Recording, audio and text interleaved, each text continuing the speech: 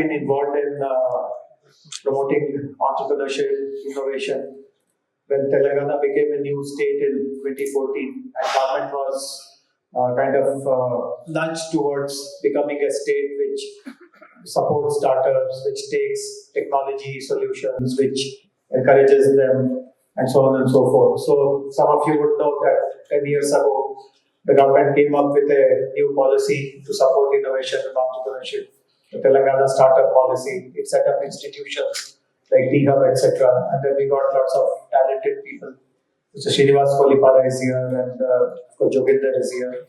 But we have had, from the very beginning, for the last 10 years, the concept was that while the government may have talented people also, but far better talent to run these kind of institutions exists outside the government, and we must somehow motivate them, co-opt them to work with us and run these institutions in a very professional way. So that has all happened, and I'm happy that some of the things that we have done in Telangana today are seen as national role models. Other states, other governments, other institutions come and look at us, write about us, take lots of takeaways and learnings from us, and of course implement them in their own ways in their states and cities, etc. So I just wanted to make a few observations, knowing the fact that majority of you are people who run these kind of institutions in your city, in your state, etc., or play a responsibility of having an oversight over these kind of an institution. I would like to share some things based on my own observation, because 10 years, as I said, I've been directly involved, deeply involved. I'm on the board of all these institutions, T-Hub, T-Works, T-Hub, and many others as well. So one thing which I recall in 2014, when we began our journey in promoting innovation, etc., I would be invited to various conferences, seminars, and related to startups. And because I was also beginning, I was at an early stage, I also wanted to participate in many of these seminars to understand what exactly are the current trends, what are the important kind of learnings which we can bring here in Telangana. And I recall in many of these conferences, one kind of a matter-of-fact statement which would be given was that 90% of the startups do not succeed. And of course, then people will go on to say that failure is not really a failure. That is also a stepping stone for next learning, and there's no such thing as failure, and you should persevere and all that. But the bottom line of that was that 90% of startups have to fail. I mean, they will just not do well. Which kind of puzzled me, that why should it be? I mean, this is not some kind of biblical thing that you have to fail to succeed. And what can we do really to ensure that they don't fail at all? And of course, in those kind of conferences, one more matter-of-fact thing which would be presented was something called the value of death. So the failure happens there, so on and so forth. So when we began T-Hub, of course, we did not mandate it in any direct way, because as a government, this was always a belief that we should give complete autonomy to the professional management which is running these institutions. One of the implicit points, or I do recall that in many of the early board meetings, I did raise this subject, that how can we ensure that no one fails, or if at all someone fails also, it's for reasons beyond your control. So how can you ensure that many of our startups, and most of our startups, succeed in doing what they're really embarked upon doing? And then through experience, again, I don't have precise data, but I'm sure when you went to T-Hub yesterday, I know that all of you, many of you went to T-Hub yesterday, you would have got a sense.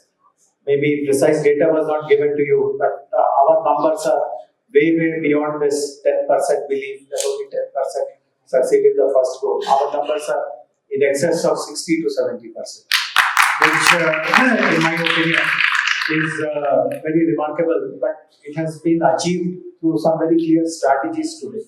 And that is something which I want really this gathering and also this association is to really focus on.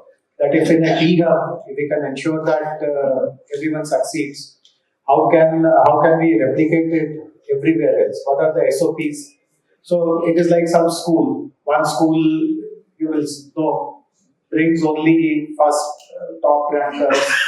Everyone in that school gets into the IIT. There is something called Super 30. You may be aware about it. So if you study, if you ask people or if you talk about them, one very obvious answer which comes is that they select bright people to begin with. So everyone is already pre-inclined to succeed, and therefore it is no surprise that everyone gets into an IIT.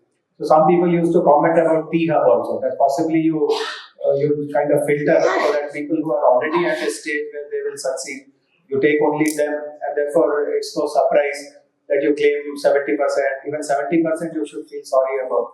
You should have been targeting 90% or 95% or something, but that is not really true. When you went to T-Hub yesterday, you would have seen that everyone is at different levels. Of course, are very, very bright, with very good clarity on what exactly is their product going to be, which is their market, what is the technology. But majority of them actually come with lots of doubts, they are also in that trial and error kind of a phase. But the support that they get in an incubator or an innovation center like the T-Hub actually makes the difference. So when we realized that T-Hub has been able to crack this formula, many years ago we started this program. I won't say that it has gone off well, but the idea definitely is something which is worth emulating. And that idea, which we tried to introduce about 8-9 years ago, was called whole of the city approach. So every center in the city which supports innovation, which supports entrepreneurship, must do these things compulsorily. And it is not mechanically ticking a box. Like I told the 10 things have to be done, I did this, I did this. That is not how it is. That should become your DNA. How do you select a startup? How do you onboard a startup? What kind of understanding about his product you develop? Do you have a very rich bank of information to tell him what is the level of competition? What are the entry barriers? Who is he competing with? Are the competitors large firms? Are they similar startups? What could be the differentiator for him? What are the niche areas which are still unexplored? What kind of technology is he using? So these are some of the points which we must be able to guide the startup in a very, very professional way. Obviously, our own resources will be limited. It's not that the whole repository of world's knowledge or wisdom is with us. Our repository will be partial, but we do have access to hundreds of other wise people, bright people, experienced people, experts, and so on and so forth. So, how do you ensure that this pool, which is available for the city and for the state, is shared by everyone? So, whole of the city concept is, in my opinion, the right concept. It is eventually going to ensure that this 90-10 fallacy is completely broken. We come into a new narrative which shows that every startup can really succeed, unless something really calamitous like the COVID or pandemic or something happens. Everyone can potentially succeed. So we must learn from each other. As I said, T-Hub can offer quite a lot, but I'm sure there are dozens and dozens of other institutions also which have shown success, which have created some template, which have created some model. And now is the time to put together what exactly will be the SOP and how will it be delivered, how will someone be accountable for delivering it, how will it be monitored. But again and again, as I'm saying, it should not be done as a mechanical exercise. Some book has been given, this is the toolkit, this is the SOP. On page number 5, para 3, it is written that every morning there should be a call with the startup. We should not do it in a mechanical way. The spirit of doing the right thing for the benefit of the startups, that is how it should be captured. That is what we should do. And as ISBA, I guess if you take that responsibility, I'll be willing to give personal time to help you create that kind of a tool. I truly believe that this 90-10 is just a myth which people have perpetuated. I don't know for what reason, but it holds no basis at all.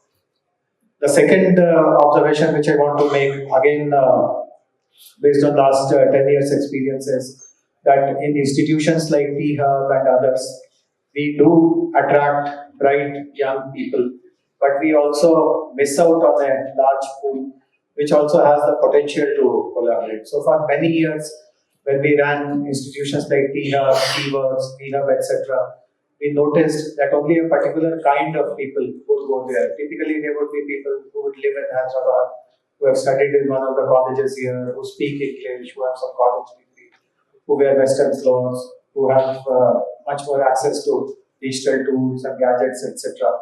And we are completely missing out on people who, let us say, live in the districts, what is called mofussil areas, or even live in the villages, and may not have had the best degrees, may not speak English, maybe they speak only Telugu. But obviously, they have their own ways of understanding the world. And the other important reality which goes side by side to this is that, see, many of us are from India, and it's a reality. We should be frank to admit it that even today, our villages or even in the cities, the working class neighborhoods, etc., are beset with problems. In fact, I remember so many people telling that if something can be solved for India, it can be easily solved for the world, because every what is a conceivable problem that humanity faces is there in our country somewhere or the other. But so I'm also an administrator, as you know. So I visit villages, I visit districts, official areas, etc. Whenever we go there, or otherwise also, even if you don't go there, you never read or hear about it, that people are agitating all the time. They're up in the arms every day. There is some dharna, there's some rasta roko, there is some kind of protest. So what does it mean? One meaning, again, on the surface would be that people have realized that these problems will just not be solved, and they have decided to live with them. They have reconciled to this life that these problems will remain with us and there's no solution at all. But again, this is a myth. The reality is very, very different. The reality is that there are people who are actually solving these problems. We don't see millions of, like V.S. Naipaul once famously said, India is a land of million mutinies, but we don't see million mutinies happening before our eyes every day. And as I said, one of the reasons is that people are actually solving these problems. There could be a problem in agriculture, there could be a problem related to getting health services, problem related to education, related to mobility, livelihoods, whatever it is. You do find that some local solution has been identified, some local solution has been implemented. The tendency in amongst us, people who live in the cities, is to really look down upon these kind of local solutions. We use a Hindi term called jugaad, which implies that these are the solutions which are not scientific. The person who has created that solution never went to a college. He won't know what principle of physics is behind that solution, what principle of mechanical engineering is behind that solution, which is true. The person who has created that solution may not know what principle of physics is, but he has found a practical way of solving that solution. And so the point that I'm driving at, the key message that I'm trying to share is that all of us must also take this responsibility of doing this kind of an outreach program. We must reach out, we must open the doors to the our institutions, to people who are, let us say, from the official areas or from the semi-urban areas, rural areas. If they can't come to us, can we go to them? So my colleague is here from T-Works. He has now propagated a brilliant idea.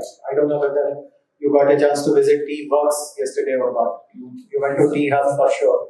But if you went to T-Works also, you will realize that it's also a very amazing place. It has amazing prototyping facilities. So now he's working on a concept.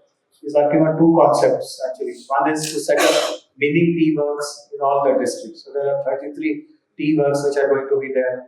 Plus he has come up with another very innovative idea of a mobile T-Works. So he wants to, even if you set something in a district, there could be still some barrier, because these are institutions. When you go to a T-Hub or a T-Works, you will notice that these are not very kind of a people-friendly institution. There'll be a barrier, there'll be someone who is asking for your badge. If you don't have a badge, and he will ask you typically in English. If you don't understand English, you won't even know what he's asking. It's all very intimidating kind of place, large building. Because on the one side we feel happy that it's a large space. There's a Korean architect who has designed it. Lots of people who come to Hyderabad actually go there to take photographs there, which is all nice, but it also needs to be a space which promotes a culture of innovation, a culture of entrepreneurship all throughout the state. So what they are doing, setting up mini tea work, setting up mobile tea works, etc., is a method, a very good method of opening your doors, of capturing that part of innovation and entrepreneurship which is happening below the radar. But if we are able to capture it and structure it and give it a shape and integrate it with some of the regular things that we do, I mean, our prowess on innovation, entrepreneurship will jump many fold. So again, if ISBA is willing to kind of work on it, how do you use all these brilliant incubators and innovation spaces and accelerators to do some kind of a inclusivity focused outreach program? Again, we'll be very happy to be a part of it. The last thing which I want to share with you is, again, as I said, all the 3 points that I'm making are based on my own experiences of working with these premier blue chip incubators in Hyderabad. The third thing which I want to share is, and again, something which as I said, I observed it quite personally, is that the role of the government is not really maximally utilized, which also reminds me of a very interesting backstory. I don't know how much time have I been given to speak, how much have I taken. It's 2:56. I mean, I was supposed to speak from 2:30 to 2:40. It's already 2:46, 2:56. You have not put any timer or anything. But anyway, I'll just take a few minutes more. So it reminds me of a very interesting backstory. Srinivas Kolipara is here. He will recall those days. So in 2014, when Telangana became a new state, one of the first things which was done, I think within 2 days of us becoming a new state, the state was formed on June the 2nd in 2014. I think it was 5th June, 6th June. So the Minister for Information Technology at that time, Mr. K.T. Ramarao, he took some of us to the Indian School of Business. And one exercise was conducted there. It was a visioning exercise. Actually, the title of that exercise also was Envision Telangana. Some 30-40 ISB professors, triple IT professors, some other domain experts, intellectuals, they were all gathered there. And the question which was posed was that, see, some of you who know about Telangana would know that there was a long pending demand to have a separate state for almost 5-6 decades. And then the state came into being. And the reason to demand a separate state was because of this kind of a belief and a perception that all the opportunities which were coming in the combined state of Andhra Pradesh were going only to one region, the prosperous region, the coastal region.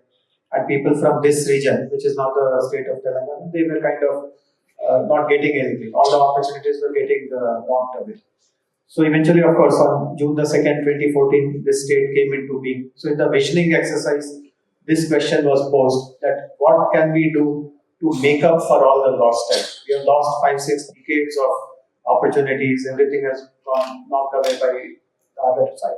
So what do we do? How do we fast track our development? So all the experts who were there, they gave this suggestion that technology can be a big game changer. You must become a state which uses technology enormously, and you should become a technology-friendly space. And of course, one other subtext of that was, the question was that who will provide this technology? And then the answer came that if you look at the global experiences, of course, there are large tech companies, there are R&D institutions, there are other kind of science and technology programs. But if you really look around, you will notice that the real pioneering, breakthrough kind of technologies are coming from young entrepreneurs whom we call startups. So the state should also become very encouraging of startups. So that was a message which was very clear to us. Then in those days, in 2014, Hyderabad was not such a thriving city for startup activities. Bangalore and Gurgaon and possibly Chennai, etc. They were far ahead of Hyderabad. There were just 3 incubators in Hyderabad in 2014. One was in ISB called D Labs, one was in Triple IT. Triple IT incidentally has the first country's oldest campus-based incubator. called the CIE, and then the third one was in Genome Valley, the IKP. And there were just about 50, 60 startups at that time. And Srinivas Kollipara was associated with CIE. So we asked him, can he organize interaction with some of these startups just to understand what do they expect from the government, what can we do. So in his institution, the Triple IT meeting was organized a few days later after this ISB interaction. And some 30, 40 startups had come. It was exactly like this. It was a classroom. We were seated here, the startups were seated there. And the question which was asked was that, what, in your opinion, can the government do for you? And you will not believe it. The answer which came was that if you stay away from us, that is the best thing. So it's kind of funny, but it's not very difficult to see where these kind of answers come from. In India, this narrative rather, has been popularized by the IT industry.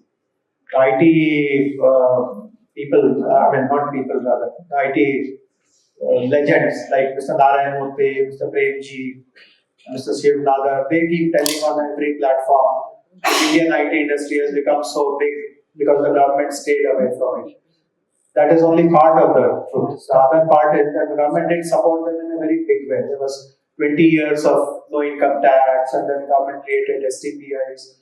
Government motivated all the engineering colleges to teach technology. Eventually, all the Infosys and Wipros and all the required people. The people came from the education system, which was supported by the government. So it's not fully correct to say that the government stayed away before the IT industry has gone so big. Partly it is true, but that is the narrative which everyone believes, that if the government stays away, that is the best thing that can happen. But the reality is that the government can do lots of things.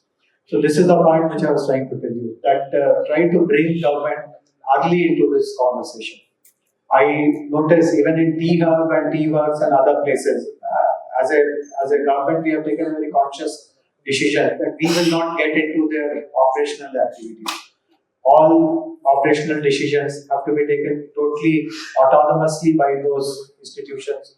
And therefore, we don't kind of show over interest in finding out what is happening, which startup is incubating, what do they do. But occasionally, when I go and if someone meets me and tells me that I'm working on this, most of the time, instantly it occurs to me that, hey, I can help him in so many ways. I meaning not me personally, but the government can help him in so many ways. But no one brought them to us, or no one asked us for our help. So this is something which, in my opinion, is really a pity. There are so many things which we can do. We can open doors, market opportunities for them, which even they themselves cannot visualize. That those doors cannot be opened. We can help them get not just local technologies, but some of the best global technologies also. Because of our reach, our network, our influence. Just sending a mail from a government ID that this is a startup, can you do this for him, elicits a response. But unfortunately, we are brought pretty late in the conversation, and we are not brought in the conversation at all. Again, with that belief that government should stay away and all that. So it should stay away from over-regulating, from micromanaging, but it should not stay away when it can help you in so many different ways. And when I spoke earlier about how we should ensure that there are no failures, everyone is a success, every help counts. And what is wrong if the help is coming from government? And obviously, for our help, there is no expectation or demand that you should give an equity or you can do something else. Our help is just for the sake of help, just to ensure that you do well, you contribute to the economy, you create jobs, you become a role model. Looking at you, hundreds of other young people also believe that they can become successful entrepreneurs. That is always the intention of the government. So, as an incubator or as people who manage innovation spaces, please connect with whichever is the relevant government. Of course, in our country, as all of us know, it's a federal country. There's a national government, but action really happens at the states. The national government has its importance and its role, but much more can be delivered or leveraged from the state governments. So, whichever state you are. And I know that some of you are from Hyderabad, so I'm repeating this, that if, when I said that the government is willing to help, it is not just for T-Hub and T-Works and B-Hub, which are of course the jewels in our crown. But every innovation space in Hyderabad, be it be it an incubator, be it an accelerator, be it a co-working space. If you are in our state, and it need not be in Hyderabad, I know that there are some institutions in Warangal, one in Nizamabad, if you are coming elsewhere. Wherever you are, if there is some way which you think that the government can help you, just reach out. And as I said, bring us early in this conversation. So these are some of the thoughts which I wanted to share. But once again, as I said, I'm very grateful that ISBACON is happening here. Please do let us know what are the other areas where progress has been made elsewhere. We have not really paid enough attention to that. We'll be happy to modify our policy, bring new guidelines, bring new policies, etc. We'll be happy to learn from everyone. And if there is any possibility in which you think that you can collaborate in making Hyderabad, whatever we have done is already, in my opinion, we have kind of stolen and marched over everyone else. But if something else is also great, which can help us improve our game, we are always willing to do all that. So thank you very much for inviting me, and enjoy the rest of the session. To stay informed about the startup ecosystem, subscribe to my Startup TV.